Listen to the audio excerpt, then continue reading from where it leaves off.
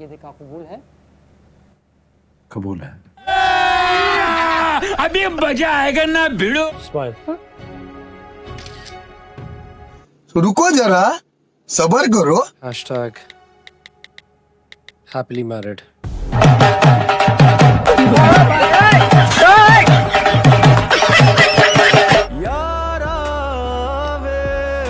कुदरत के फैसले पर हैरानी हो रही है। कल तक मैं और मेरे बाबा तमाशा बने हुए थे, रोज को क्यों बचा रही हो तुम एमन? और आज तो कहानी ने रुख ही मोड़ लिया। मैं भी इसी खुशफहमी में था, लेकिन हकीकत उसके कुछ बरक्स है।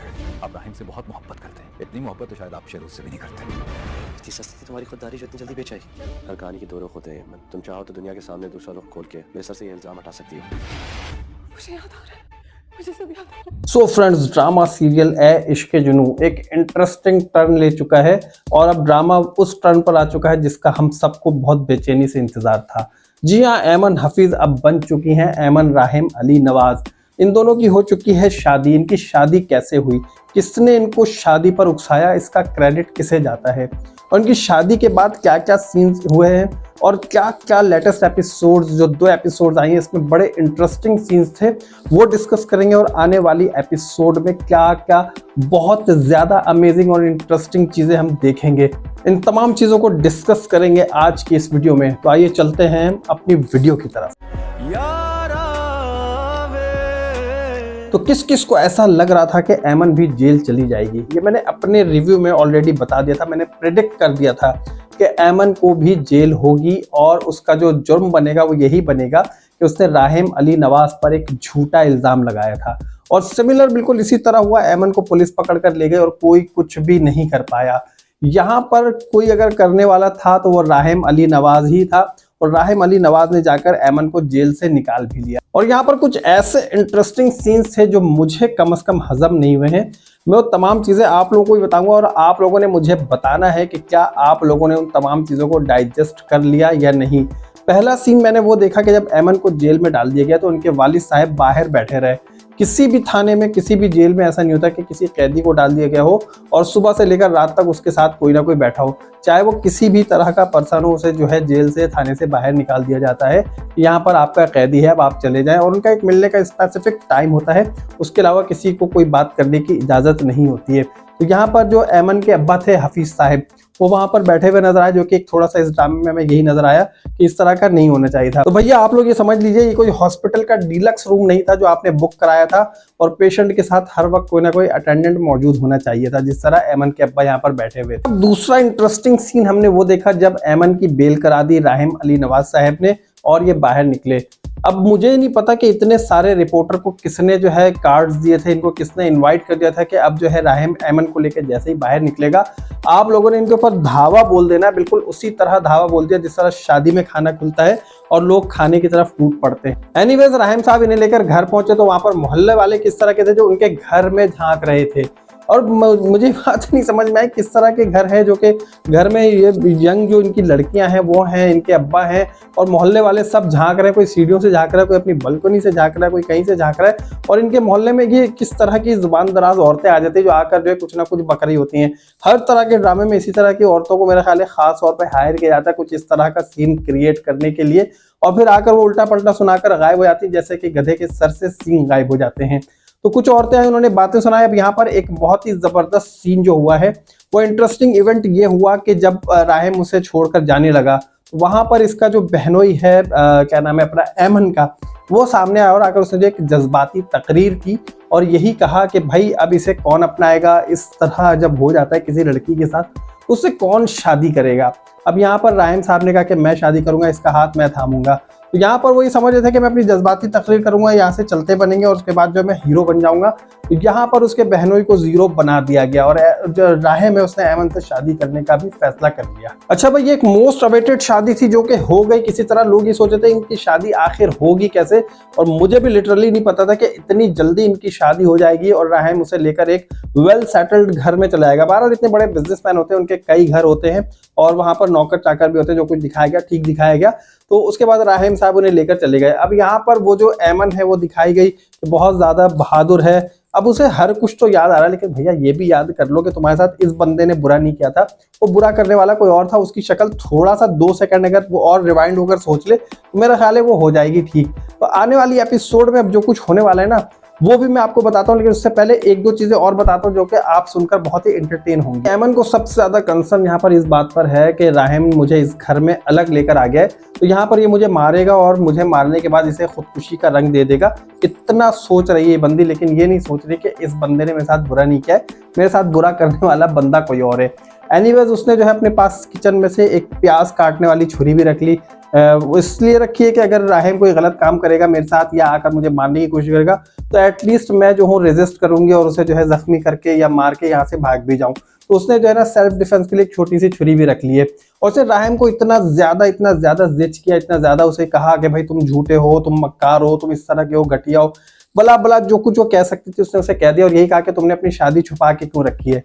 तो राहिम साहब जो है वो हो गए जज्बाती, उन्होंने अपनी शादी जो है पब्लिक कर दी और अपने सोशल मीडिया अकाउंट पर उन्होंने एक सेल्फी लेकर लगा दी और हैप्पीली मैरिड का हैशटैग लगा दिया। और यहाँ पर जो है इनकी शादी फिर पब्लिक हो गई और सब लोगों को पता चल गया कि अब जो है ऐमन हफीज वो ऐमन हफीज नहीं रही है, बल्कि वो ऐमन राहिम अली नवाज बन गई। तो भैया आने वाली एपिसोड कितनी इंटरेस्टिंग होने वाली है इसका अंदाजा इस बात से लगा लीजिए कि अभी जो लेटेस्ट एपिसोड में राहिम ने ऐमन से कह दिया था कि बैग पैक कर लो और सुबह सुबह वो लेकर अपने घर पहुंचेगा, जहां पर अली नवाज और उनकी अम्मा जो है उनका इंतजार कर रही होंगी। तो जब ये वहां पर पहुंचेंगे तो उन्हें देखकर एक शौक लगेगा। इनके अब्बा थोड़े से बदगुमान होंगे देखकर और यही कहेंगे कि तुमने मेरा गुरूर खाक में मिला दिया और मुझे पहले ही शक था लेकिन अब यकीन हो चला है कि तुम इस तरह के हो। अब्बा अभी भी गलत फहमी में मुब्तला है, ऑल्दो कि वो उससे बहुत मोहब्बत करते हैं। और इस बात का जिक्र उनके मामू भी करेंगे, जो फारूक साहब है, जो लॉयर हैं, वही कहेंगे कि मुझे पता है कि आप शहरोज से भी ज्यादा मोहब्बत राहिम से करते हैं और राहिम को बहुत ज्यादा चाहते हैं। तो इस बात का उन्हें बताएंगे तो वो यही कहेंगे ठीक है, लेकिन वो फिर भी बदगुमान जरूर रहेंगे राहिम की तरफ से। अब गेम वहां पर शुरू होगी कि जब ये लेकर पहुंचेगा उसे घर में तो जो मैडम आफिया हैं उनकी तो उड़ जाएंगी हवाइयां और वो क्या करेंगी, वो शहरोज की सारी तस्वीरें छुपा रही होंगी, जगह जगह से हटा रही होंगी।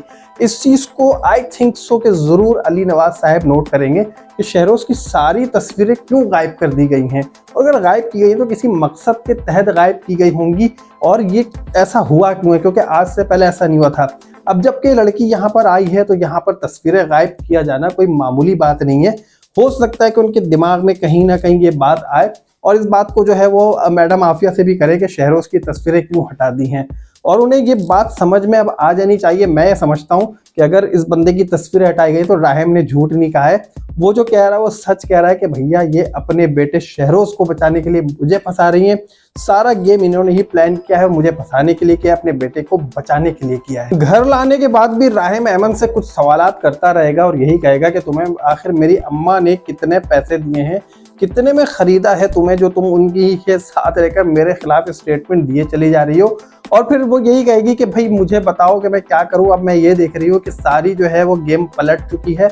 आज तक जो है मैं और मेरे अब्बाजान परेशान हो रहे थे, अब मैं देख रही हूँ कि कोई और परेशान हो रहा है। तो यही कहेगा कि भाई अगर तुम चाहो तो मेरी परेशानी को दूर कर सकती हो, कह करके मैं बेगुनाह हूँ, मैंने कुछ भी नहीं किया, तो यहाँ पर जो है तुम बेहतर कर सकती हो। तो जब उन दोनों की तकरार होगी आपस में, एक दूसरे से जो है ना वो थोड़ा सा जुबानी तौर पे फाइट कर रहे होंगे, तो उस वक्त ये कहेगा कि ऐमन आखिर तुम क्यों शहरोज का नाम नहीं ले रही हो, तुम क्यों मुझे बार बार ये कह रही हो कि मैं ही कल्प्रिट हूँ। तो वहां पर ऐमन जो है ना थोड़ा सा बैक और जाएगी और यही कहेगी कि हाँ भाई मुझे अब कुछ कुछ याद आने लगा, मुझे सब कुछ याद आने लगा है। तो ड्रामा जो है ना थोड़ा सा सब कुछ याद आने लगा, कुछ कुछ याद आने लगा है, मैं स्टक होगा थोड़ा सा टाइम और इस चीज को हमें बेयर करना पड़ेगा। ऐसा नहीं कि आने वाली एक एपिसोड में से सब कुछ याद आ जाएगा और वो बता देगी। अब होगा ये कि भाई जब उसे याद आएगा तो याद आने का रीजन क्या है, थोड़ा सा ये सोचिए। इसका रीजन मैं आपको बताता हूँ। जब अपने अब्बा के घर पे रह रही थी, हफीज साहब के घर पे, तो वहां पर ये प्रॉपर मेडिसिन दे रही थी और जो मेडिसिन दी जा रही थी वो सब कुछ जो है ना पुरानी बातें भूलने के लिए दी जा रही थी। अब इसने कुछ दिनों से मेडिसिन भी नहीं ली है, वो खुराक नहीं जा रही है, तो ये भूलना बंद करके अपने बैक जो है ना सोचना शुरू हो गई है। अब होगा ये कि जब राहिम इससे यही कहेगा कि भाई तुम शहरोज का नाम क्यों नहीं ले रही हो, तो जब ये कहेगी ना कि मुझे कुछ कुछ याद आ रहा है, थोड़ा थोड़ा याद आ रहा है, तो एकदम से राहिम का जहन उसकी तरफ जाएगा और यही सोचेगा कि यार इसे याद आ रहा है तो क्या मतलब, इसका मतलब ये है कि जो है ना शॉर्ट मेमोरी लॉस की तरफ जा चुकी है और आहिस्ता आहिस्ता जो है ना ये सब कुछ पिछला भूल रही है। अब वो इसका ट्रीटमेंट कराएगा और ट्रीटमेंट कराने के बाद जब उसे पता चलेगा कि हाँ भाई कौन क्या था क्या नहीं था, पूरी बातें बताएगी, सब कुछ बताएगी। फिर आई थिंक सो के जो होटल है इनका, वहाँ की सीसीटीवी भी लेकर आएंगे, तो उससे जो है ना बहुत सारे एविडेंसेस मिल जाएंगे।